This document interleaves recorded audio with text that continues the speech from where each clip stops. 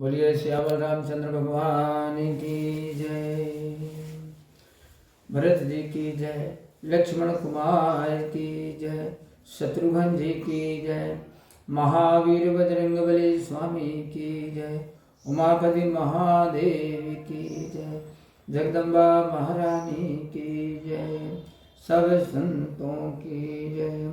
प्रिय सज्जनों, आज मैं श्री रामायण के दोहा क्रमांक 103 के आगे से पढ़ना प्रारंभ करता हूँ।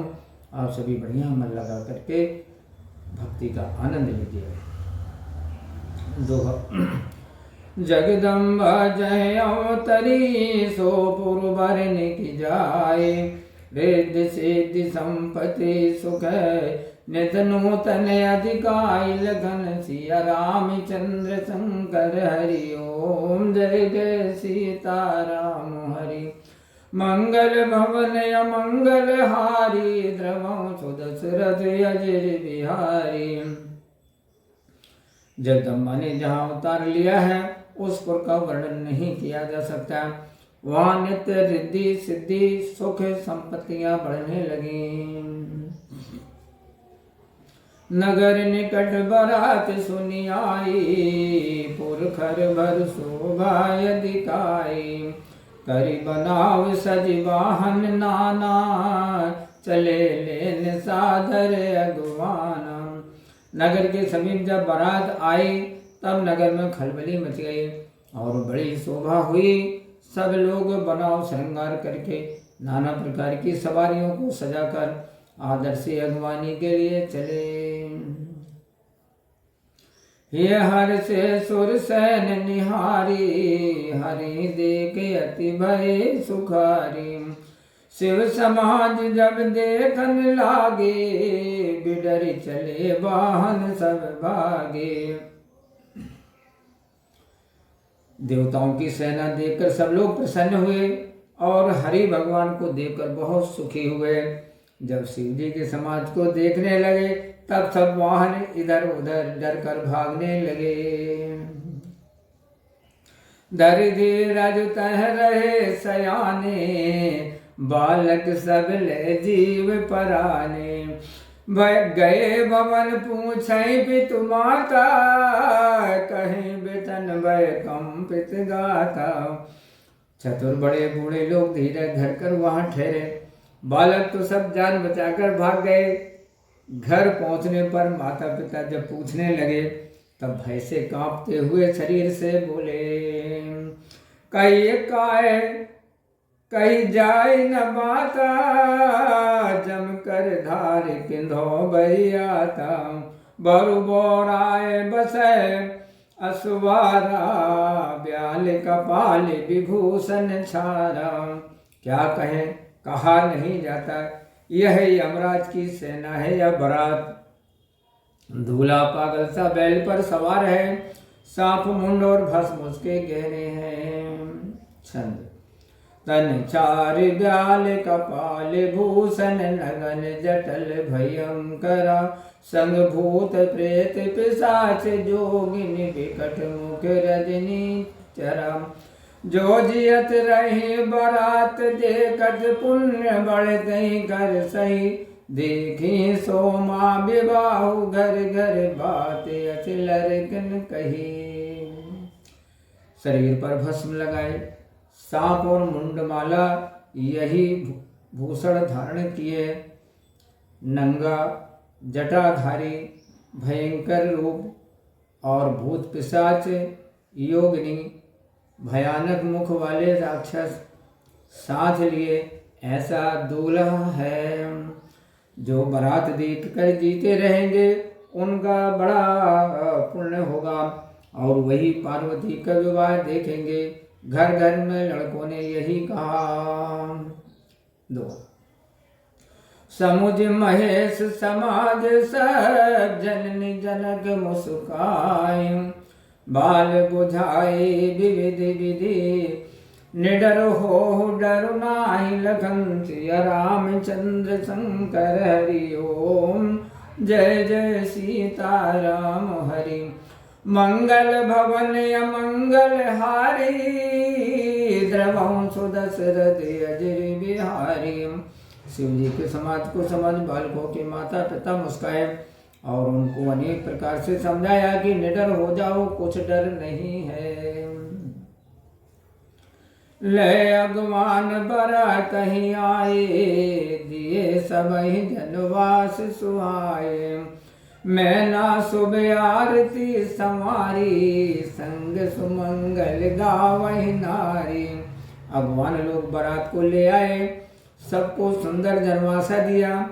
मैना ने शुभ आरती सजाई, उनके साथ में स्त्रियां सुंदर मंगल गाने लगी। कंचन थार सोहे बर पानी, परिछन चले हरै हरसानी। बिकट भेष रुद्र जब देखा, विलनोर भय भयो विशेषा। सोने का सुंदर थाल हाथ में शोभित है। मैना प्रसन्न मन से शिव जी का परीक्षण करने चली।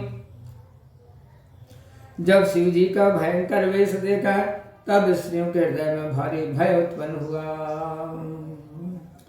भागी भवन पेटी अति त्रासा, गए महेश जहाँ जनवासा।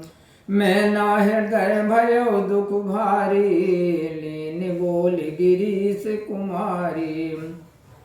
बहुत डर के मारे भाग कर वे घर में घुस गए और शिव जी जहाँ जनवासा था वहां को चले गए। मैना के जी में भारी दुख हुआ और उन्होंने पार्वती को अपने पास बुला लिया। अधिक स्नेह गोद बैठारी, श्याम सरोज नयन भर बारी। जय विधि तुम्हें रूप यस दीना, ते जड़ बर बाउर कस दीना।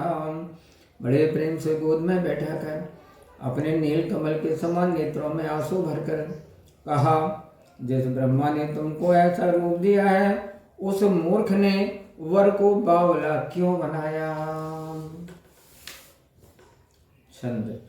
कस कीन करु बोर, कस कीन बरु बोराय। विधि जय तुम्हें सुंदरता दई, जो फल चाहिए सुर तरु सोबर। बस बबू रही लागई, तुम सैत गिरते गिरो पावक। जनो जल निधि मोह करो, घर जाओ अब जसो हो। जग जीवत विवाह न करो।